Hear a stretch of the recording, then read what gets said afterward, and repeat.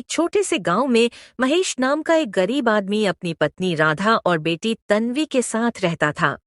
महेश लंबे समय से बीमार था। महेश के ना कमा पाने की वजह से राधा ईंटों के भट्ठे पर जाकर पैसे कमाकर अपना और परिवार का गुजारा करती थी। राधा जो भी पैसे कमाती वे महेश की बीमारी में ही खर्च हो जाते। घर की स्थिति काफी खराब थी। एक दिन राधा ईंट के भट्ठे पर काम कर रही थी। तभी उसकी एक सहेली नेहा उसके पास आई और बोली, बता राधा बहन, आजकल क्या चल रहा है? सब ठीक तो है ना? राधा ने हल्का सा सिसकते हुए कहा, अरे नेहा बहन, कुछ खास नहीं, जैसे तैसे करके घर चला रही हूँ। दोनों सहेलियां आपस में बातें कर रही थीं। तभी तन्वी नंगे पांव दौड़ती हुई अपनी माँ के पास आई। माँ, जल्दी चलो, अचानक पिताजी की तबीयत खराब हो गई है। राधा यह सुनकर चौंक गई। क्या कह रही हो बेटी? सुबह तो वे बिल्कुल ठीक थे। चलो जल्दी चलते हैं। राधा ने नेहा को बोला, अभी मालिक यहाँ नहीं है। जब मालिक आए तो उन्हें बता देना कि मेरे पति की तबीयत बिगड़ने की वजह से घर जाना पड़ा। ठीक है राधा बहन। मैं जाकर देखती हूँ महेश को क्या हुआ है। राधा अपनी बेटी तन्वी के साथ घर की ओर दौड़ी। घर पहुंचते ही उसने देखा कि उसका पति महेश चारपाई पर बेजान पड़ा है। महेश ने कांपते हुए कहा, राधा, तुम तन्वी का ख्याल रखना। मेरी जिंदगी का अब कोई भरोसा नहीं है। राधा रोते हुए बोली, नहीं महेश, ऐसा मत बोलो। आप बिल्कुल ठीक हो जाओगे। मैं अब भी वेदजी को बुलाकर लाती हूँ। राधा दौड़कर गांव के वेदजी के पास गई। वेदजी ने लौटकर उन्होंने महेश की हालत देखी। वेदजी बोले, महेश की हालत बहुत नाजुक है। उसे तुरंत दवा चाहिए। ऐसी दवा शहर में ही मिलेगी। राधा की आंखों में आंसू थे। शहर जाने में 4 घंटे लगेंगे और मेरे पास इतने पैसे भी नहीं है वेदजी। देर मत करो, अब जल्दी करो अगर महेश की जान बचानी है। राधा बिना समय गंवाए गांव के साहूकार के पास गई। साहूकार जी, मेरे पति की तबीयत बहुत खराब है। कृपया उन्हें शहर के अस्पताल तक पहुंचाने में मेरी मदद कर दीजिए। भला मैं तुम्हारी मदद क्यों करूं? मैं बिना पैसे लेकर अपनी गाड़ी नहीं ले जाऊंगा। राधा ने अपना गहना निकालते हुए कहा, मेरे पास पैसे नहीं हैं, पर यह मेरा कीमती आभूषण रख लीजिए। बस मेरे पति को शहर पहुंचा दीजिए। साहूकार ने कुछ कहा और फिर चलने की व्यवस्था कर दी। जल्दी जल्दी अस्पताल पहुंचे। डॉक्टरों ने महेश का इलाज शुरू किया। थोड़ी देर बाद डॉक्टर बाहर आए और गंभीर आवाज में बोले, हमें खेद है, हम आपके पति को बचा नहीं पाए। राधा जमीन पर बैठकर जोर जोर से रोने लगी। तन्वी की आंखों में आंसुओं का सैलाब छलक पड़ा। तन्वी कांपते हुए बोली, पिताजी, आपने कहा था मैं बहादुर बनूंगी, लेकिन मैं आपको बचा भी नहीं सकी। माँ और बेटी दोनों फूट फूट कर रोने लगीं। महेश के देह को लेकर वे गांव लौटे। गांव वाले महेश के दुखद समाचार से इकट्ठा हो गए। तन्वी ने गांव वालों से कहा, मैं बड़ी होकर गरीबों के लिए कुछ करूंगी। उनके लिए इंसाफ लाऊंगी जो अमीरों द्वारा ठुकराए जाते हैं। तन्वी की आंखों में पिता की यादें और संकल्प स्पष्ट दिख रहे थे। कुछ साल बीत गए। महेश की मृत्यु के बाद राधा बहुत टूट चुकी थी। वह भट्ठे पर जाना खेत छोड़ चुकी थी। खेतों में काम करते करते उसकी कमर झुक गई और कर्ज का बोझ बढ़ता गया।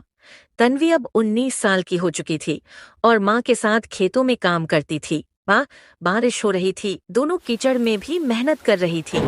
तन्वी मेहनत करते हुए सोचती है से, पिता ने कहा था कि मेहनत कभी बेकार नहीं जाती। बेटी थोड़ा आराम कर ले, तुझे ठंड लग जाएगी। नहीं माँ, मुझे काम पूरा करना है। राधा अपनी बेटी को गर्व से देखती है। तन्वी की मेहनत देखकर उसकी आंखें नम हो जाती हैं। तभी गांव का साहूकार सेठ गोपीचंद खेत में आ जाता है। अरे राधा, कर्ज की किस्त का क्या हुआ? अभी तक पैसे नहीं दिए। बस साहूकार जी, कुछ दिनों की मोहलत दे दीजिए। फसल कटने पर सब चुका दूंगी। बस हो गया, शुरू तेरा नाटक। अब मैं तेरी जमीन अपने नाम लिखवाऊंगा। तू कर्ज नहीं चुका सकती भिखारन। तन्वी यह देखकर तिल मिला उठती है। वह गुस्से में साहूकार के सामने खड़ी हो जाती है। तुम हमारी जमीन अपने नाम लिखवाने की सोच भी कैसे सकते हो? अरे लड़की, अब तू मुझे धमकी देगी? तन्वी की आंखों में गुस्सा और दुख दोनों होते हैं। मैं तुम्हें अपनी जमीन नहीं लेने दूंगी। तभी गांव का सरपंच वहां से गुजर रहा था। वह यह सब देखकर वहां पहुंचता है। गोपीचंद, तुम ये क्या कर रहे हो? मुखिया जी, मैं तो इसे अपना कर्ज लेने आया हूँ। ये कौन सा तरीका है तुम्हारा कर्ज लेने का? इस तरह लोगों को बेइज्जत करके अपना कर्ज लिया जाता है। मुखिया जी, इसके लिए मैं माफी चाहता हूं, पर आप ही बताइए, 5 साल हो गए, इसने आज तक मेरा कर्ज लौटाने का नाम नहीं लिया। मुखिया, मुझे अपना उद्धार चाहिए। मुखिया जी, आप तो जानते हैं मैं किन परिस्थितियों से गुजरी हूं। मैंने सेठ गोपीचंद का कर्ज देने से कभी मना नहीं किया। बस मुझे थोड़ा और समय दे दीजिए, मैं जल्द ही कर्ज चुका दूंगी। ठीक है, मैं तुम्हें 6 महीने का समय और दिलाता हूं राधा। तुम 6 महीने के अंदर अंदर सेठ गोपीचंद का कर्ज चुका देना। ठीक है मुखिया जी, आपका बहुत बहुत धन्यवाद। सेठ गोपीचंद मुखिया के इस तरह विरोध करने से डर जाता है, इसलिए गुस्से में बड़बड़ाता हुआ वहां से चला जाता है। राधा और तन्वी घर के अंदर बैठे थे। तन्वी चुपचाप अपने पिता की तस्वीर देख रही थी। बेटी, मैं तुम्हें पढ़ाना चाहती थी, लेकिन हालात ने तुम्हें खेतों में लगा दिया। नहीं नहीं, माँ मैं पढ़ूंगी और इतनी बड़ी आदमी बनूंगी कि किसी भी गरीब को किसी सेठ से भीख न मांगनी पड़े। राधा अपनी बेटी तन्वी को देखकर भावुक हो जाती है। तन्वी अपने पिता की तस्वीर के आगे बैठकर हाथ जोड़ती है। पिताजी, मुझे शक्ति देना ताकि मैं अपनी माँ का सहारा बन सकूं। तन्वी पढ़ाई करने का संकल्प लेती है। तन्वी दिन में खेतों में अपनी माँ के साथ काम करती और रात में दिए की रोशनी में पढ़ाई करती। उसकी आंखों में एक सपना था। एक दिन राधा खेत में काम कर रही होती है। काम करते करते अचानक वह जमीन पर गिर जाती है। तन्वी दौड़कर अपनी माँ के पास आती है। राधा का शरीर पूरी तरह से कांप रहा होता है। माँ, क्या हुआ माँ? तन्वी माँ की ऐसी हालत देखकर अपनी माँ को अस्पताल ले जाती है। डॉक्टर अपनी जांच के बाद बोलता है, बेटा, तुम्हारी मां को दिल का दौरा आया है, ऑपरेशन की जरूरत है, लेकिन इसमें ज्यादा पैसे लगेंगे। तन्वी की आंखों में चिंता छा जाती है। उसके पास इतने पैसे नहीं थे, लेकिन उसने हार नहीं मानी। डॉक्टर साहब, ये लीजिए, मेरे पास अभी थोड़े ही पैसे हैं, बाकी पैसे मैं जल्दी ही लौटा दूंगी। तन्वी गांव में छोटे बड़े काम करने लगी। उसने लोगों के घरों में काम किया, जंगल से लकड़ियां काटकर बेची और पैसे कमाए। और कुछ ही दिनों में तन्वी ने इलाज के लिए पैसे जुटा लिए। उसने माँ का इलाज कराया, जिससे माँ की हालत थोड़ी सुधर गई। एक दिन तन्वी हाथ जोड़कर श्याम मंदिर के सामने खड़ी होती है। तन्वी की आंखों में आंसू होते हैं, लेकिन हौसला बरकरार था। हे श्याम बाबा, आप हारे हुए इंसान का सहारा हो। आप मुझे शक्ति दो ताकि मैं अपनी माँ को खुशहाल जीवन दे सकूं और हर गरीब की मदद कर सकूं। वह खुद से वादा करती है कि वह पढ़ाई के जरिए अपनी जिंदगी सुधारेंगी। उसकी आंखों में पिता का सपना और माँ के लिए सम्मान साफ झलक रहा था। अगली सुबह तन्वी कुल्हाड़ से खेत में मिट्टी खोद रही थी। उसके हाथों में काफी दर्द हो रहा था, लेकिन उसने काम बंद नहीं किया। राधा अपनी बेटी को देख दुखी हो जाती है। बेटी, अब बस कर, तेरा शरीर थक जाएगा। नहीं माँ, मुझे काम पूरा करना है। पिताजी कहा करते थे कि मेहनत से ही किस्मत बदलती है। तभी गांव का साहूकार सेठ गोपीचंद फिर से आता है। अबे राधा, तेरा कर्ज बहुत बढ़ गया है। अगर निश्चित समय तक पैसे नहीं दिए तो तेरी जमीन मेरी हो जाएगी। राधा कुछ नहीं कहती, उसका सिर झुक जाता है। तन्वी यह सब देखकर गुस्से में आ जाती है। सेठ, गरीब होना कोई गुनाह नहीं है। हम मेहनत कर रहे हैं, तुम्हारे पैसे चुका देंगे। तू क्या पैसे चुकाएगी, भिखारन की बेटी? पहले अपनी माँ की हालत देख। सेठ मजाक बनाकर वहां से चला जाता है। तन्वी गम खाती है। माँ, मैंने सोच लिया है कि मैं शहर जाकर कुछ बड़ा करूं। मैं वादा करती हूँ कि आपको कभी किसी के सामने झुकने नहीं दूंगी।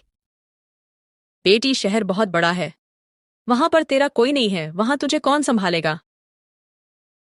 माँ, आपने और पिताजी ने मुझे सिखाया है कि मेहनत करने वाले कभी हारते नहीं।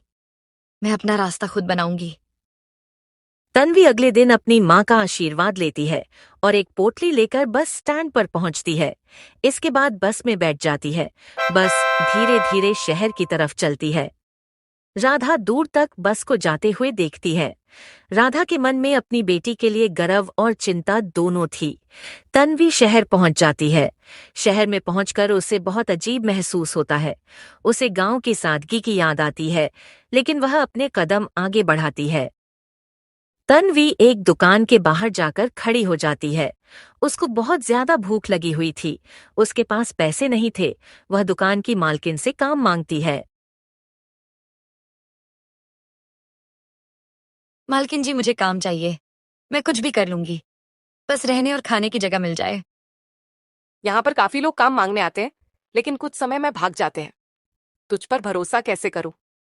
मालकिन, मैं पूरी मेहनत और लगन से काम करूंगी। मालकिन तन्वी को काम दे देती है। तन्वी बिना किसी शिकायत मेहनत से काम करती है। वह सामान ढूंढने लगती है। अगली सुबह मालकिन तन्वी को काम करते देखती है।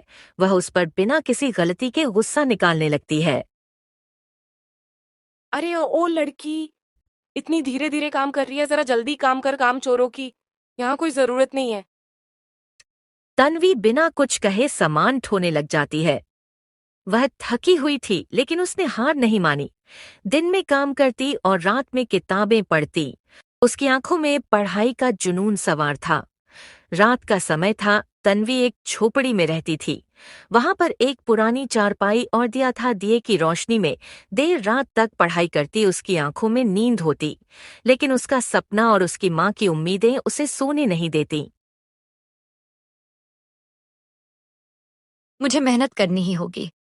माँ का सपना पूरा करना है। खाटू श्याम, मुझे हिम्मत देना, मैं अपनी माँ का सपना पूरा कर सकूं। तन्वी के कपड़े पुराने हो गए थे, लेकिन उसकी हिम्मत नई थी। धीरे धीरे वह प्रतियोगी परीक्षाओं की तैयारी करने लगी। काफी समय की मेहनत के बाद तन्वी एक सरकारी नौकरी की परीक्षा देकर श्याम मंदिर में हाथ जोड़कर प्रार्थना कर रही होती है। हे श्याम बाबा, मुझे हिम्मत देना ताकि मैं यह परीक्षा पास कर सकूं। कुछ दिनों बाद तन्वी अपनी झोपड़ी के बाहर बैठी हुई थी। उसकी आंखें सूजी हुई थीं, क्योंकि वह रात भर पढ़ाई करके तैयारी करती थी। तभी एक डाकिया उसके पास आता है और उसे एक लिफाफा देता है। वह कांपते हाथों से लिफाफा खोलती है। उसकी आंखें चमक उठती हैं। तन्वी का सरकारी नौकरी में सिलेक्शन हो गया था। उसकी मेहनत रंग लाई थी। हे श्याम बाबा, आपकी कृपा से मैंने कर दिखाया। वह खुशी में फूट फूट कर रोने लगती है। 6 महीने बाद तन्वी एक बड़ी गाड़ी में बैठकर गांव में लौटती है। वह अब एक सरकारी अधिकारी बन चुकी थी। गांव वाले उसे देखकर हैरान रह जाते हैं। राधा बेटी को देखकर अपने आंसू रोक नहीं पाती। तन्वी, तू सच में मेरी बेटी है? तुमने अपना वादा पूरा कर दिखाया। गांव वाले तन्वी की सफलता से बहुत खुश थे। गांव का सेठ गोपीचंद, जो कभी तन्वी का अपमान करता था, अब हाथ जोड़कर माफी मांगता है। तन्वी बेटी, मुझे माफ कर दो। मैंने तुम्हारे साथ बहुत बुरा किया। माफ करना तो इंसानियत का फर्ज है, लेकिन गरीबों का अपमान मत करना, क्योंकि किस्मत कभी भी पलट सकती है। गांव वालों के लिए काम करने लगी थी। उसने गांव में एक अस्पताल बनवाया, जिससे लोगों को मुफ्त में इलाज मिलने लगा। उसने गांव में स्कूल और पानी की व्यवस्था शुरू करवाई। वह रोज गांव वालों के बीच बैठकर उनकी समस्याएं सुनती। एक दिन चौपाल पर तन्वी सभी गांव वालों से बात करती है। मैंने गरीबी का दर्द सहा है, भूख और अपमान को देखा है, लेकिन मैंने हार नहीं मानी। मेहनत ही इंसान की सबसे बड़ी पूंजी होती है। और माँ, आप ही मेरे लिए भगवान हैं। आपकी तपस्या और संघर्ष ने ही मुझे इस मुकाम पर पहुंचाया है। मुझे बहुत दुख है कि इस सफलता में मेरे पिताजी मेरे साथ नहीं। तन्वी की माँ राधा की आंखों में खुशी के आंसू आ जाते हैं। बेटी, मुझे तुझ पर नाज है। तूने मेरा सपना पूरा किया। अब यह गांव तुझ पर नाज करेगा। इसके बाद तन्वी गांव में श्याम बाबा के मंदिर में जाती है और वह श्याम बाबा के सामने हाथ जोड़कर खड़ी होती है। उसकी आंखों में करुणा होती है। तन्वी रोती हुई श्याम बाबा की तरफ देखकर बोली, हरे का सहारा। खाटू बाबा, हमारा जब सबने साथ छोड़ दिया तब आपने ही हमें थाम लिया। आपकी दया से ही आज हमारे घर के सूने आंगन में फिर से हंसी लौट आई है। आपने ही मुझे शक्ति दी, मेरी माँ का सपना पूरा कराया। मैं सदा आपकी कृपा की आभारी रहूंगी। आपने दिखा दिया कि जब मन सच्चा हो तो बाबा कभी अपने भक्तों को अकेला नहीं छोड़ते। फिर तन्वी श्याम बाबा की आरती की थाली उठाती है, जहां सूरज की रोशनी में बाबा श्याम का चेहरा चमकता दिखता है। जहां भरोसा खत्म होता है, वहीं से श्याम बाबा का सहारा शुरू होता है। तन्वी गिरी थी, टूटी थी, लेकिन खाटू श्याम ने उसे संभाल लिया। आज तन्वी की हर सांस उन्हीं के नाम है। हारे का सहारा खाटू श्याम हमारा।